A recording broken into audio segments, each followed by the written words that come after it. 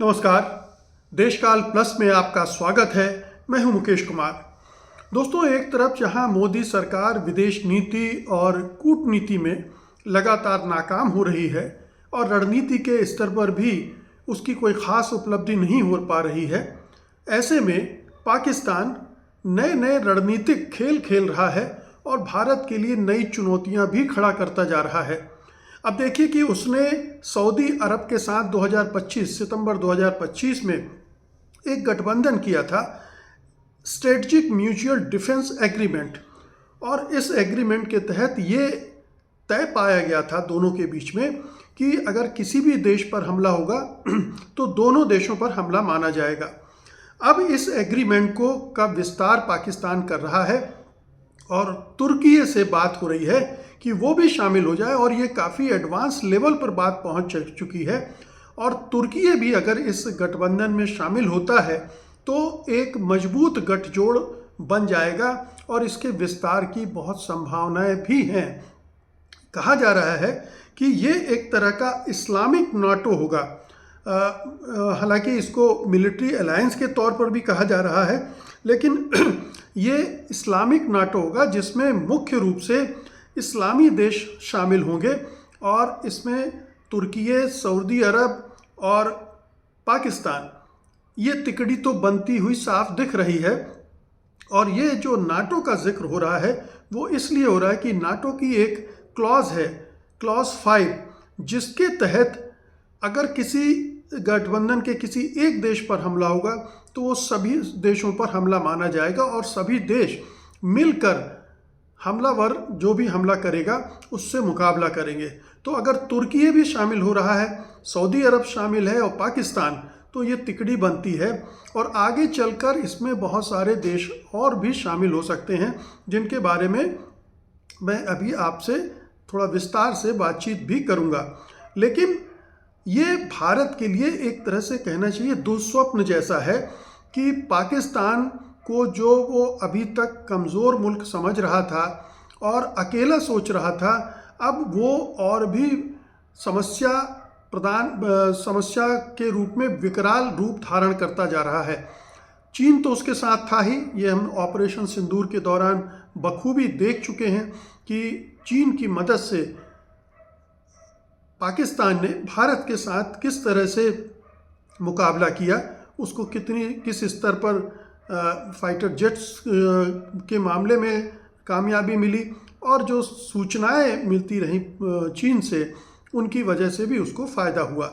Saudi अरब हम सब जानते हैं कि एक संपन्न देश है, धनी देश है, और ये धन के मामले में एक ऐसे देश का साथ आना युद्ध की स्थिति में पाकिस्तान के लिए एडेड एडवांटेज है, क्योंकि पाकिस्तान की हालत तो खस्ता है, वो दिवालियेपन के आसपास है। लेकिन सऊदी अरब जैसा मुल्क अगर जुड़ जाता है तो उसकी ताकत बढ़ जाती है। और सऊदी अरब की दिलचस्पी इसलिए पाकिस्तान में है क्योंकि पाकिस्तान एक न्यूक्लियर पावर है।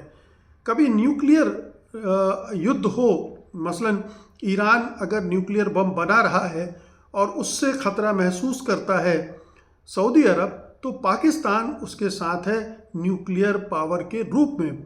उधर तुर्की भी, चूँकि जो डिफेंस टेक्नोलॉजी है, जो हथियारों की टेक्नोलॉजी और ख़ास तौर पर ड्रोन की टेक्नोलॉजी, उसमें वो काफ़ी एडवांस है, काफ़ी उसके ड्रोन बहुत इफ़ेक्टिव माने जाते हैं, दुनिया भर में माने जाते हैं, दुनिया भर को वो निर्यात भी करता है और दूसरे डिफेंस इक्विपमेंट भी वो बनाता है। तो ये तीनों जो है एक अलग अलग तरह की एक्सपर्टीज़ लेकर आते हैं।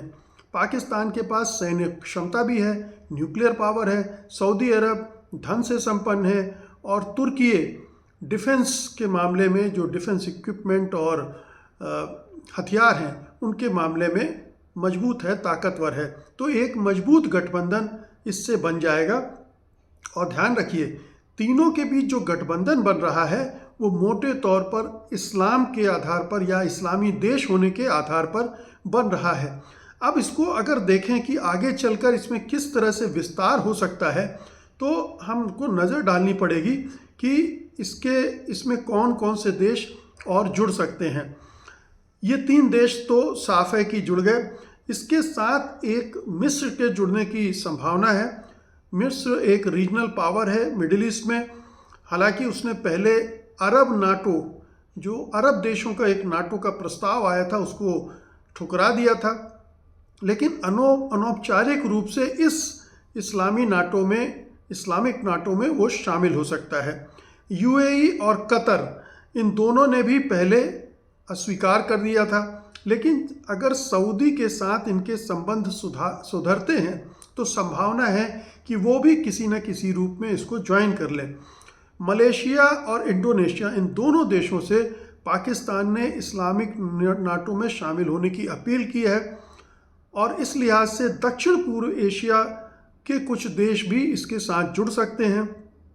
और हमें ये नहीं भूलना चाहिए कि बांग्लादेश, जो अब एक तरह से कट्टरपंथी राह पर जा रहा है और वहाँ पर इस्लामी ताकतें मजबूत हो रही हैं, अगर वो सत्ता में आती हैं तो हो सकता है कि बांग्लादेश भी इस इस्लामिक नाटो का हिस्सा बन जाए। तो अब आप देखिए कि इन सब के इसका हिस्सा बनने से और भी बहुत सारे देश हैं जिनके बारे में ये कहा जा रहा है कि वो भी कभी जुड़ सकते हैं। ईरान, हालांकि ईरान का सऊदी अरब से पटती नहीं है और उनके झगड़ा है, लेकिन किसी स्थिति में वो भी शामिल हो सकता है। जॉर्डन, मोरक्को जैसे देश भी शामिल हो सकते हैं।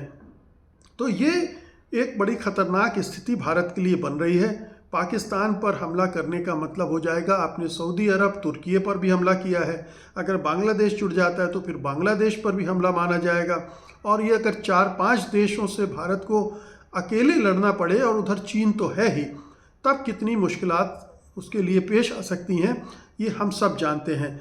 तो बहुत सारी की समस्याएं भारत के लिए पड़ सकती हैं, सामने आ सकती हैं, क्योंकि पहली बात तो यह है कि तेल और व्यापार में सऊदी अरब, जो भारत का प्रमुख तेल आपूर्ति करता है, अगर युद्ध होता है तो सऊदी अरब फिर भारत को तेल नहीं देगा और उससे भारत का तेल संकट बढ़ सकता है। और अगर गठबंधन और मजबूत होता है तो सऊदी भारत पर दबाव डाल सकता है। हालांकि भारत सऊदी के साथ अच्छे संबंध हैं भारत के, लेकिन पाकिस्तान चूंकि उस गठबंधन में है, इसलिए तनाव वो बढ़ाने का काम कर सकता है। हम सब जानते हैं कि मध्य पूर्व में लाखों भारतीय रहते हैं जो रेमिटेंस भेजते हैं भारत में, लाखों डॉलर, और उनसे भारत की अर्थव्यवस्था को बहुत मदद मिलती है। अगर कुछ गड़बड़ होती है तो इस रेमिटेंस पर और हमारे जो लोग वहाँ काम कर रहे हैं उन पर भी असर पड़ सकता है, और इसलिए ये एक भारत के लिए बड़ी चुनौती हो सकती है। भारत निश्चित रूप से इससे परेशान है, और हालांकि उसने ये चिंता जाहिर उस तरह से नहीं की है। उस समय जब सऊदी अरब और पाकिस्तान के बीच स्ट्रेटजिक म्यूचुअल डिफेंस एग्रीमेंट हुआ था, तब उसने ज़रूर कहा था कि भारत इस चुनौती को देख रहा है, और दोनों सऊदी अरब से उसने ये भी अपील की थी कि आपसी हितों एवं संवेदनशीलताओं का ध्यान रखना चाहिए। लेकिन कोई कड़ी प्रतिक्रिया देने में भारत असफल रहा था, या कहना चाहिए कि उसने बचा था। ऐसी सूरत में अब आप देख लीजिए कि स्थितियां कितनी बिगड़ सकती हैं। चारों तरफ से भारत घिरता जा रहा है, और इस्लामी गठबंधन अगर इस तरह से बनता है तो भारत और भी अलग थलग पड़ सकता है, क्योंकि हिंदू राष्ट्र, हिंदुओं का एक ही देश है, आप कहना चाहिए।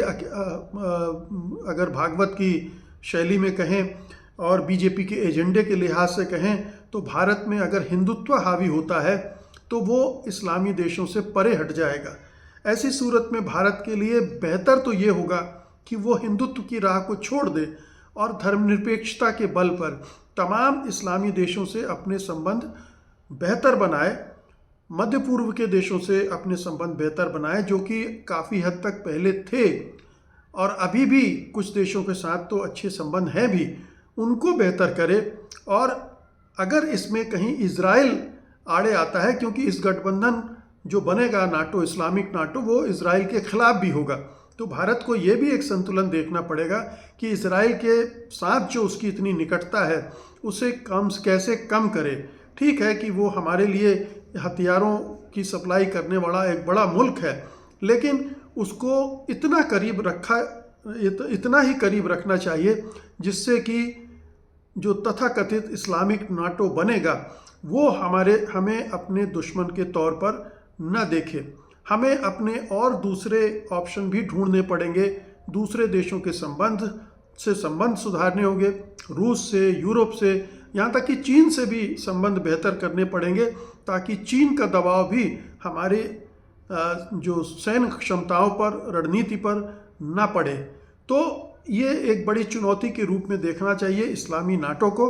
और पाकिस्तान एक तरह से जिस तरह की गोलबंदी कर रहा है उसमें भारत के लिए अब पाकिस्तान पर आक्रमण करना, पाकिस्तान से पीओके लेना तो आप छोड़ ही दीजिए, उस पर हमला करना, सर्जिकल स्ट्राइक जैसी चीज़ें करना भी अब बहुत जोखिम भरा हो जाएगा।